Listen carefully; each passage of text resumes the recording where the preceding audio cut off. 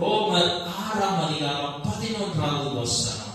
அப்படியே நீங்களும் உங்கள் பாவத்திற்கு மரித்தவர்களாலும் நம்முடைய கர்த்தராகிய இயேசு கிறிஸ்துவுக்குள் தேவனுக்கு என்று பிழைத்திருக்கிறவர்களாகவும் எண்ணிக்கொள்ளுங்கள். இரண்டாவதாக பாவத்திற்கு மரித்து இயேசு கிறிஸ்துவினால் தேவனுக்கு என்று பிழைத்திருக்கும்படி ஞானஸ்நானம், அதுதான் அடையாளம். ஹல்லேலூயா. ஒண்ணு கிறிஸ்துவுடனே அடக்கம் பண்ணப்பட்டோம், இன்னொன்று இயேசு கிறிஸ்துவின் மூலமாக பிழைத்திருக்கிறோம். பாவத்துக்கு மரித்து பாவத்துக்கு அடக்கம் பண்ணப்பட்டு இயேசு கிறிஸ்துவுக்காக நாம் பிழைத்திருக்கிறோம். ஹல்லேலூயா.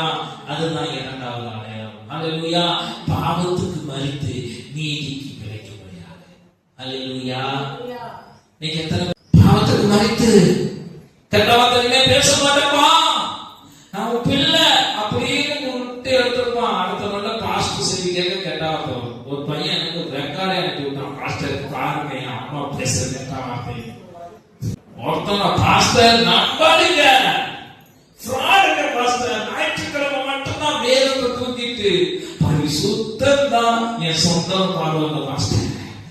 ஐயோ, திருவிருந்தனைக்கு பண்ற கூத்து இருக்குமே பாஸ்டர், வெள்ள சாரிதான், வெள்ள புடவைதான், வெள்ள பேட்டு தான், வெள்ள சட்டை தான், ஆனா மத்த நாள் பண்ற கூத்து இருக்குமே ஒரு சில இடங்கள்ல சொல்லுவாங்க. ஹல்லேலூயா. பாஸ்டர் கோபம் பண்ணாலும் பாவம் செய்யாதுன்னு போட்டிருக்கு, ஆனா எங்க அப்பா அம்மாவோ கோபம் வந்துச்சுன்னா எங்களை தாயா போட்டு அடிக்கிறாங்க. இன்னும் நிறைய காரியம் சொல்லலாம். நீ ஞானஸ்நானம் எடுக்கிற வரைக்கும் என்ன செஞ்சாலும் ஆண்டவர் கண்டுக்கிற மாட்டார், பிசாசும் கண்டுக்கிறாரு. நீ ஞானஸ்நானம் எடுத்துட்டனா ஆண்டவர் உன்னை ஒவ்வொரு காரியத்திலையும் பார்ப்பார், கணக்கு கொடுக்கும்படியாக.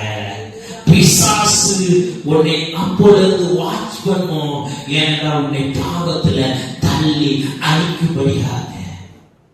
ஹல்லேலூயா. அது வரைக்கும் நீ ஆண்டவர் பிள்ளை இல்ல, ஆராதத்திற்கெல்லாம் ஆண்டவருக்கு சொந்த உரிமை இல்லாம இருந்திருக்கலாம். ஆனா ஞானஸ்தானம் எடுத்த பின்பு நீ தேவனுடைய பிள்ளை, பரலோகத்தின் பிள்ளை, பரிசுத்தமான பிள்ளை, பாவத்தை செய்யாத பிள்ளை, உண்மையான பிள்ளை, அவருடைய வார்த்தைக்கு கீழ்ப்படிகிற பிள்ளை. அப்பொழுது பிசாசு உன் பரிசுத்தத்தை குலைக்கும்படியாக பார்த்து கொண்டே இருப்பான். நீ பாவத்தில் விழும்படி பார்த்து கொண்டே இருப்பான். கண்களில் இச்சையை கொண்டு வந்து கொண்டே இருப்பான். அந்த காலத்தில் கிரியைகளை உனக்கு கொடுக்கும்படியாக காத்துக்கொண்டே இருப்பான். என் மகனே, என் மகளே, நீ ஞானஸ்தானம் எடுக்கும் வரைக்கும் எப்படி வேணாலும் வாழ்ந்திருக்கலாம். ஆனா ஞானஸ்தானம் எடுத்த பின்பு பரிசுத்த வேதாகமத்தை அனுதினமும் படிக்கிறவர்களாகவும், ஜெபிக்கிறவர்களாகவும், விசுவாசத்தில் உறுதியாய் தரித்திருக்கிறவர்களாகவும், பாவத்தை உதறி செல்கிறவர்களாகவும் இருங்கள். ஹல்லேலூயா. இன்னொரு ட்ரெண்டிங் உண்டு, எல்லாம் அனுபவிச்சுட்டு கடைசியா இருக்கலாம். ஹல்லேலூயா. இன்னைக்கு சிலர் அப்படித்தான் இருக்காங்க, எல்லாம் அனுபவிச்சுட்டு கடைசியா இருக்கலாம். அப்படித்தானே? எல்லாம் தப்பு செஞ்சுக்கலாம். பாஸ்டர் ஞானஸ்நானம் எடுத்து பிறந்தானே செய்யக்கூடாது. ஆமென். ஹல்லேலூயா. திடீர்னு இயேசு வந்துட்டாருன்னா, பொசுக்குன்னு வந்துட்டாருன்னா நல்ல வேலை, அவர் தெளிவாதான் இருக்கிறார். என் மக்கள் எப்படிப்பட்டது எனக்கு தெரியும்னு சொல்லிதான் டேட்ட சொல்லல.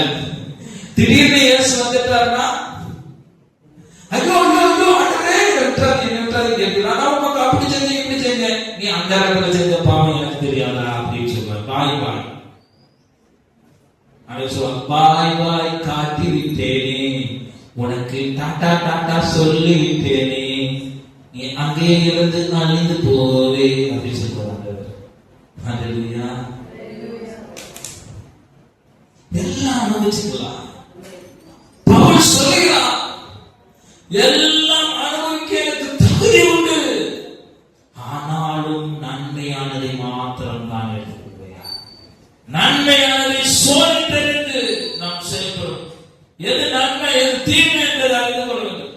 பரிசுத்தத்தை காத்துக் கொள்ள வேண்டும்.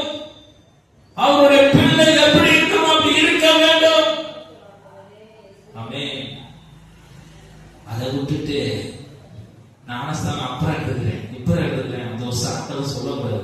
கிடைச்ச சான்ஸ் பயன்படுத்தி எடுத்துக்கணும்.